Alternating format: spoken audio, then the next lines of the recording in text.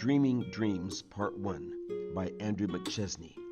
16-year-old Joseph Delamoux was anxious.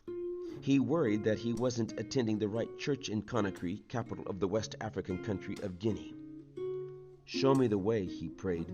"I'll go wherever you lead." That night he had a vivid dream. He dreamed that he and 70 members of his church were on a compound making plans on how to grow their congregation. Outside the compound loomed the palace of a mighty king, the ruler of the world. Abruptly, a unit of soldiers burst into the compound. "You need to leave," a soldier told Joseph. "We want to train you to join our ranks." Joseph didn't want to leave, but the soldier insisted. "You can't stay," he said. "Leave. Go anywhere you want, just don't stay here. After 3 days, you can come back and see what has happened to these people." Joseph left, and returning 3 days later, found a very quiet compound. He wondered where everyone was. Then he saw a boy hiding behind the wall of the king's palace. The boy was bleeding, and when Joseph tried to talk to him, put a finger to his lips. "Come over here," he whispered.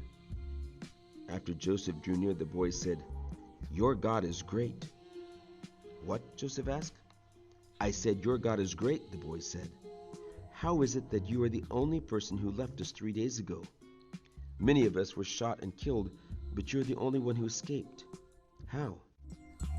Joseph pressed the boy for details, and the boy led him to a mound of dirt.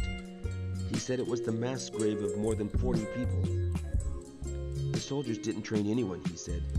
"They shot people and took survivors away in cages." Then Joseph noticed a snake lying motionless on the ground. The boy said it was the king who had lived in the palace, and he had been slain. "Let me show you the prince who has taken over from the king," he said. Joseph couldn't take his eyes off the snake. "How did a snake rule the world and call itself king?" he asked. "I don't understand how people could accept a snake as king."